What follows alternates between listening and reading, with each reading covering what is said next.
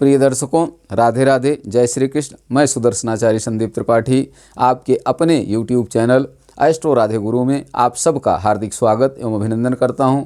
दर्शकों, आज हम कर्क लग्न के जातकों के लिए कौन ग्रह शुभ फल देने वाले होंगे, कौन ग्रह अशुभ फल देने वाले होंगे, कौन ग्रह योग कारक होंगे, कौन ग्रह साहचर्य से फल देने वाले होंगे, इसकी चर्चा करेंगे। आइए देखते हैं। मान लीजिए किसी जातक का जन्म कर्क लग्न में हुआ है, तो कर्क, सिंह, कन्या, तुला, वृश्चिक, धनु, मकर, कुंभ, मीन, मेष, वृष, मिथुन, इस प्रकार से राशियां स्थापित हो गई। अब हम सूर्य आदि नवग्रहों की स्थिति देखेंगे कि कुंडली में किन किन भाव के स्वामी हैं। तो हम सूर्य को देखते हैं, तो सूर्य द्वितीय भाव का स्वामी है। द्वितीय भाव में सिंह राशि है। सिंह का स्वामी कौन होता है? सूर्य होता है। द्वितीय भाव पाप फलप्रद होता है, द्वितीय पाप फलप्रद होता है। सूर्य की केवल एक राशि है, सूर्य और चंद्रमा की एक एक राशि है। सूर्य की सिंह राशि और चंद्रमा की कर्क राशि। तो सूर्य एक भाव का स्वामी है, द्वितीय मार्केश माना जाता है।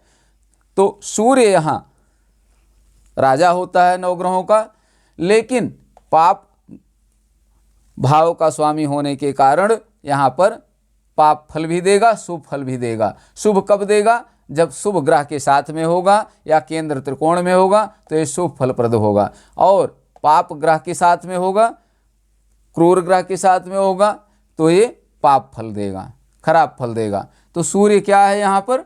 सूर्य साहचर्य से फल देने वाला है। सूर्य साहचर्य से फल देगा। साहचर्य से फल देने वाला ग्रह होगा। अब चंद्रमा को देखते हैं। चंद्रमा लग्नेश है।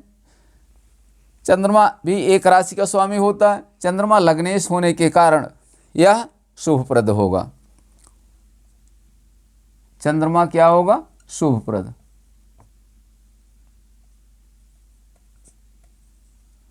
शुभ होगा। कर्क लग्न के लिए चंद्रमा शुभ होगा। अब मंगल को देखते हैं। मंगल कहाँ का स्वामी है? मंगल पंचमेश और दशमेश है। पंचम भाव में वृश्चिक राशि है और दशम भाव में मेष राशि है। मंगल दो राशि का स्वामी है, मेष और वृश्चिक का। अब एक त्रिकोण का स्वामी है, दूसरा केंद्र है। केंद्र और त्रिकोण का स्वामी है, इस कारण से परम योग कारक होगा। कर्क लग्न के लिए मंगल परम योग कारक होगा। मंगल परम योग कारक अर्थात बहुत शुभ होगा। परम योग कारक अर्थात बहुत शुभ होगा। अब बुध को देखते हैं। बुध की कौन राशि होती है? मिथुन और कन्या। कर्क लग्न के लिए मिथुन राशि द्वादश भाव में है और कन्या राशि तृतीय भाव में। द्वादश और तृतीय दोनों खराब भाव माने जाते हैं, केंद्र और त्रिकोण से बाहर के भाव हैं। इस कारण से बुध पाप फलप्रद होगा। कर्क लग्न के लिए बुध क्या होगा? पाप फलप्रद होगा। पाप फलप्रद होगा अर्थात खराब फल देने वाला होगा। बुध खराब फल देने वाला होगा। अब उसके बाद बृहस्पति को देखते हैं। बृहस्पति भाग्येश और खष्ठेश है। बृहस्पति की दो राशियां धनु और मीन। तो बृहस्पति खष्ठेश और भाग्येश है, नवमेश है। कर्क लग्न के लिए बृहस्पति खष्ठेश और नवमेश है। तो भाग्येश होने के कारण तो ये योग कारक है, लेकिन खष्ठेश होने के कारण पाप फलप्रद है। तो ये शुभ अशुभ दोनों फल देगा। बृहस्पति कर्क लग्न के लिए शुभ अशुभ दोनों प्रकार का फल देगा।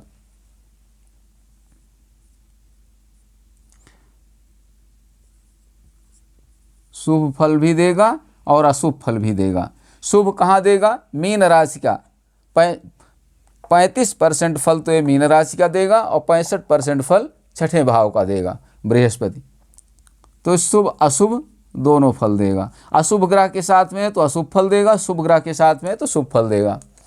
शुक्र को देखते हैं हम। इसके बाद शुक्र लाभेश और चतुर्थेश है। चतुर्थ भाव में इसकी मूल त्रिकोण राशि है, तुला राशि है। तो शुक्र चतुर्थेश और लाभेश है। तो चतुर्थेश होने के कारण तो ये शुभ है, लेकिन एकादशेश होने के कारण अशुभ है। तो ये शुभ अशुभ दोनों फल देगा। लेकिन धन के मामले में लाभ की स्थिति में शुक्र अच्छा फल देगा, लाभ के लिए शुक्र अच्छा है, शुभ है। कर्क लग्न के लिए शुक्र शुभ अशुभ दोनों फल देगा। शुक्र शुभ अशुभ दोनों फल देगा, दोनों फल देगा। ये शुभ फल ज़्यादा देगा, 65% फल शुभ देगा, 35% फल लाभ भाव का देगा। तो ज़्यादातर शुभ फल देगा कर्क लग्न के लिए शुक्र। बृहस्पति शुक्र हो गया। शनि को देखते हैं। शनि कर्क लग्न के लिए शनि सप्तमेश और अष्टमेश होने के कारण प्रबल मार्केश होगा, क्योंकि सप्तम भाव मारक स्थान होता है। तो सप्तम भाव का जो स्वामी होगा वो मार्केश होगा। यहाँ अष्टमेश है, शनि की 2 राशियाँ हैं, मकर और कुंभ। तो शनि दोनों खराब भावों का स्वामी है, इस कारण से शनि कर्क लग्न के लिए मार्केश होगा। शनि क्या होगा? मारक होगा।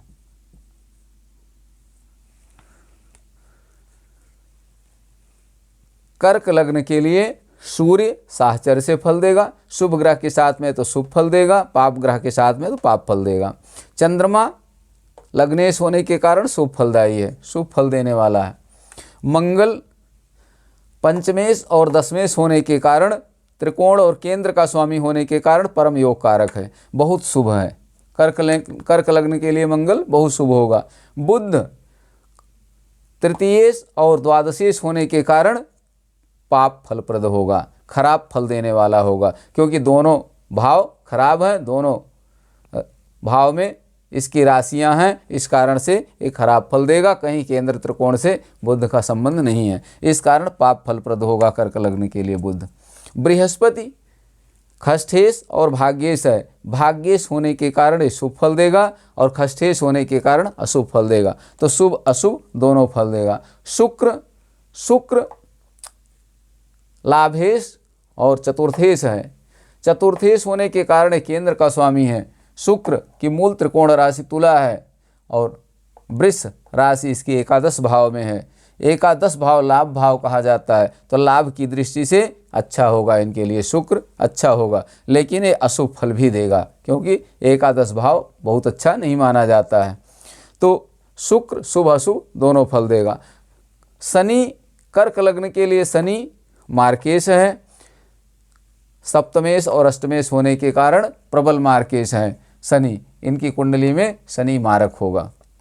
दर्शकों, ये रही कर्क लग्न के जातकों के लिए शुभ और अशुभ ग्रहों की स्थिति, कौन ग्रह शुभ होता है कौन अशुभ होता है। आइए एक उदाहरण के माध्यम से समझते हैं।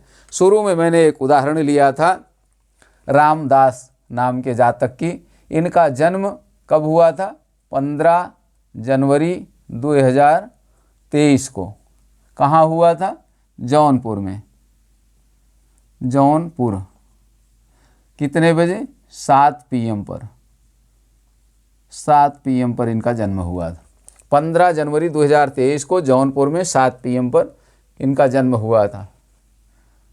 नाम हमने क्या रखा था इनका? रामदास। रामदास का जन्म 15 जनवरी 2023 को जौनपुर में 7 बजे शाम को हुआ था। कर्क लग्न की इनकी कुंडली थी। कर्क, सिंह, कन्या, तुला, वृश्चिक, धनु, मकर, कुंभ, मीन, मेष, वृष, मिथुन, इस प्रकार से राशियां स्थापित हो गईं। अब इनके ग्रह कौन कहाँ स्थित थे? चंद्रमा और केतु चतुर्थ भाव में थे। बुध छठे भाव में बैठा हुआ है। सप्तम भाव में 3 ग्रह हैं। कौन? सूर्य, शुक्र और शनि। नवम भाव में बृहस्पति। दसम भाव में राहु और एकादश भाव में मंगल। ये इनकी कुंडली की स्थिति है, ग्रहों की स्थिति है। दर्शकों, अब इनकी कुंडली में देखिए सूर्य की क्या स्थिति है। सूर्य द्वितीय से पाप फलप्रद है और यहाँ बैठा किसके साथ में? शनि के साथ और शुक्र के साथ में। दोनों सूर्य के परम शत्रु हैं। यहाँ तात्कालिक शत्रु भी हैं, इसलिए परम शत्रु हैं। सूर्य के शुक्र और शनि नैसर्गिक शत्रु हैं, यहाँ एक साथ बैठे हुए हैं, इस कारण से तात्कालिक शत्रु भी हुए। जिस ग्रह के साथ जो ग्रह बैठते हों तात्कालिक शत्रु होते हैं। हमने आपसे चर्चा किया था कि तात्कालिक शत्रु कैसे देखते हैं, जहाँ पर ग्रह बैठा हुआ है उसके आगे पीछे के 3 भाव में जो ग्रह होते हैं वो मित्र होते हैं, उसके अतिरिक्त उस भाव में और अन्य भाव में जो ग्रह बैठे होते हैं उसके तात्कालिक शत्रु होते हैं। जैसे सूर्य यहाँ बैठा है, सूर्य के साथ में शुक्र शनि है, तो इसके शुक्र शनि सूर्य के क्या होंगे, तात्कालिक शत्रु होंगे। इस भाव में अष्टम, नवम और दसम भाव में जो ग्रह होंगे वो सूर्य के क्या होंगे, तात्कालिक मित्र होंगे। यहाँ बृहस्पति और राहु क्या हैं, सूर्य के तात्कालिक मित्र हैं। सूर्य से पीछे के 3 भाव में जो ग्रह होंगे वो सूर्य के तात्कालिक मित्र होंगे। बुध, चंद्रमा और केतु सूर्य के तात्कालिक मित्र हैं। तो यहाँ सूर्य पाप फलप्रद है कर्क लग्न के लिए, द्वितीयेश है, और शनि की राशि में, शत्रु की राशि में बैठा है और शत्रु के साथ में बैठा हुआ है। तो सूर्य निर्बल है, केंद्र में जरूर है लेकिन सप्तम भाव मारक भाव भी है, तो सूर्य द्वितीय भाव भी मारक होता है, तो सूर्य यहाँ प्रबल मार्केश है। वैसे सूर्य और चंद्रमा को मार्केश का दोष नहीं लगता, ऐसा विद्वानों का मत है। तो सूर्य यहाँ मार्केश भी है एक नाते, भले मारक दोष न लगे लेकिन कुछ फल में तो इसकी कमी अवश्य होगी। तो सूर्य यहाँ पर शत्रु की राशि में और शत्रु के साथ बैठा हुआ है, तो अति निर्बल है। धन की स्थिति इनकी कुंडली में बहुत कमज़ोर है, केंद्र में जरूर है लेकिन पापक ग्रह के साथ में बैठा हुआ है, शत्रु की राशि में बैठा है, इसलिए कमज़ोर होगा। अब देखिए उसके बाद सूर्य हो गया, चंद्रमा की स्थिति क्या है, लग्नेश चंद्रमा कहाँ बैठा है, लग्नेश चंद्रमा यहाँ बैठा हुआ है केतु के साथ तुला राशि में, चतुर्थ भाव में। लग्नेश अगर केंद्र में कहीं बैठे, त्रिकोण में बैठे तो शुभ फल देता है। केतु के साथ पापक ग्रह के साथ बैठा है, पापक ग्रह की दृष्टि पड़ रही, शनि की इस पर दृष्टि पड़ रही, इसलिए खराब फल, इसके फल में कमी हो जाएगी, न्यूनता हो जाएगी, बहुत ज़्यादा कमी हो जाएगी, क्योंकि पाप ग्रह के साथ में है, पाप ग्रह की दृष्टि पड़ रही है, शनि और राहु की दृष्टि इस पर पड़ रही। सूर्य चंद्र मंगल को देखते हैं। मंगल कर्क लग्न के लिए मंगल परम योग कारक होता है, आपने देखा कर्क लग्न के लिए मंगल परम योग कारक है, त्रिकोणेश और दशमेश है। और मंगल बैठा कहाँ है, लाभ भाव में बैठा हुआ है। मंगल लाभ भाव में शुक्र की राशि में बैठा है, तो मंगल ये परम योग कारक है, अति शुभ है इनकी कुंडली के लिए, मंगल अच्छा फल देने वाला है। बुध यहाँ पर बैठा, छठे भाव में बैठा है। बुध खराब भाव का स्वामी है, कर्क लग्न के लिए बुध पाप फलप्रद है, सर्वथा पाप फलप्रद है, क्योंकि दोनों राशियां केंद्र और त्रिकोण से इतर राशियां हैं, इस कारण से पाप फलप्रद है और छठे भाव में बैठा भी है, खराब भाव में बैठा है, तो बुध बहुत खराब है इनकी कुंडली के लिए। बृहस्पति भाग्येश होकर भाग्य स्थान पर बैठा हुआ है, तो पहली चीज़ तो ये है, सबसे पहले कुंडली में हम भाग्य स्थान को देखते हैं। तो बृहस्पति भाग्य स्थान पर भाग्येश होकर बैठा है, तो निश्चित रूप से भाग्यशाली हैं, इसमें कोई दो राय नहीं। दर्शकों अब इसके बाद देखिए शुक्र की स्थिति क्या है। शुक्र चतुर्थेश और लाभेश होकर के शनि के साथ बैठा हुआ है, शनि के घर में, मित्र के घर में बैठा हुआ है। शनि शुक्र का मित्र है और शनि का मित्र शुक्र है। शुक्र शनि का मित्र है, शनि शुक्र का मित्र है, दोनों शुक्र शनि आपस में एक साथ बैठे हुए हैं। यहाँ पर लाभेश, यहाँ धनेश भी बैठा है। दर्शकों एक चीज़ और देखें, पिछले वीडियो में जो आपने देखा कि धनेश और लाभेश अगर एक साथ बैठे हों, धनेश और लाभेश केंद्र में बैठे हों तो धन का लाभ होता है, जातक धनवान होता है। तो यहाँ धनेश सूर्य और लाभेश शुक्र साथ में बैठे हैं तो जातक धनवान होगा। शनि साथ में बैठा हुआ है, मित्र है इसका, तो ये जातक निश्चित रूप से धनवान होगा। बृहस्पति भी भाग्य स्थान पर अपने बैठे हुए हैं, तो निश्चित रूप से धन की स्थिति इनकी बहुत मजबूत होगी, इसमें कोई दो राय नहीं। हाँ इतना जरूर है, धनेश पाप ग्रह के साथ में बैठा हुआ है, लेकिन लाभेश पाप ग्रह नहीं माना जाएगा, पाप ग्रह, क्योंकि शनि इसका मित्र है शुक्र का, तो ये धन देने वाला क्रूर ग्रह जरूर है, कहीं ना कहीं कुछ अड़चन डालेगा। मित्र होते हुए मूर्ख मित्र हो तो कहीं ना कहीं परेशानियां उत्पन्न करता है। ये अंदर से ईर्ष्या भले रखे लेकिन बहुत नुकसान नहीं करेगा शुक्र का। यहाँ राहु दसम भाव का, राहु बहुत अच्छा माना जाता है, तो राहु दसम भाव में अकेला बैठा हो तो वो अकेले ही काफ़ी होता है जातक को उच्च शिखर तक पहुंचाने में। यहाँ कुंडली में इनके राहु दसम भाव में मेष लग्न में बैठा हुआ है, मेष राशि में बैठा है, तो राहु यहाँ अच्छा फल देने वाला है। केंद्र में राहु और केतु अच्छा फल भी देते हैं, खराब भी देते हैं, अच्छा भी देते हैं। राहु केतु के विषय में निश्चित कुछ नहीं कहा जा सकता कि आगे क्या होने वाला है दर्शकों। तो राहु ज़्यादातर यहाँ अच्छा फल देगा।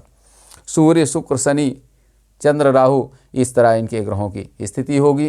दर्शकों, जो पाप फल देने वाले ग्रह हैं कर्क लग्न के लिए, कर्क लग्न के लिए द्वितीय साहचर्य से फल देता है, सूर्य साहचर्य से फल देगा। अब देखिए, सूर्य शुक्र के साथ में बैठा है, लाभेश के साथ में बैठा है, तो धनेश है सूर्य, तो लाभ की वृद्धि करेगा, धन में वृद्धि करेगा। शनि के साथ में बैठा है, शनि के घर में बैठा है, तो कुछ न कुछ दबा हुआ रहेगा जरूर, उतना प्रफुल्लित नहीं होगा, उतना न्याय संगत मार्ग से धन आए ये जरूरी नहीं है, क्योंकि शनि शत्रु है बैठा हुआ साथ में, लेकिन फिर भी धन का योग अच्छा होगा इनकी कुंडली में। चंद्रमा लग्नेश है, अच्छी स्थिति में होता है, शुभ फलप्रद होता है। कर्क लग्न के लिए चंद्रमा केंद्र में भी बैठा हुआ है, तो पापक ग्रहों से पीड़ित है, इस कारण शुभ अशुभ दोनों फल देगा। इसके फलों में कमी, शुभ फल देगा, अशुभ फल तो बिल्कुल नहीं देगा, लेकिन फलों में इसके कमी होगी। मंगल परम योग कारक है, लाभ भाव में बैठा है, तो ये अच्छा ही अच्छा करने वाला है, हर प्रकार से मंगल इनके लिए अच्छा होगा। बुध पाप फलप्रद है, तो बुध इनके लिए, इनकी कुंडली में बुध की दशा अंतर्दशा अच्छी नहीं जाएगी, खराब फल देने वाला है बुध इनके लिए, बुध अच्छा नहीं है और बुध खराब भाव में बैठा भी है। एक चीज़ दर्शकों जरूर है कि बुध यहाँ देखिए द्वादशेश हो करके यहाँ छठे भाव में बैठा है, 6, 8, 12 का स्वामी 6, 8, 12 में कहीं बैठे तो विपरीत राजयोग होता, तो बुध यहाँ विपरीत राजयोग बना रहा है। तो वैसे भी इनकी कुंडली अच्छी है, भाग्येश बृहस्पति भाग्य स्थान पर बैठा है, लाभेश और धनेश केंद्र में बैठे हुए हैं, तो धन का भी योग अच्छा है। राहु अकेला दसम भाव में बैठा हुआ है, लग्नेश चतुर्थ भाव में केंद्र में बैठा हुआ है, मंगल इनके लिए योग कारक है, लाभ स्थान पर बैठा हुआ है। तो ग्रहों की स्थिति बहुत अच्छी है इनकी कुंडली में दर्शकों, तो अच्छा फल ज़्यादातर इनको मिलने वाला है। बृहस्पति की पोजीशन ये हो गई, शुभ अशुभ दोनों फल देगा। शुक्र शुभ अशुभ दोनों फल देगा, ज़्यादातर शुभ फल ही देगा, अशुभ कम देगा। दर्शकों, ये रही कर्क लग्न के जातकों के लिए कौन ग्रह अच्छा फल देते हैं, कौन ग्रह खराब फल देते हैं, उदाहरण से भी हमने आपको समझाने का प्रयास किया।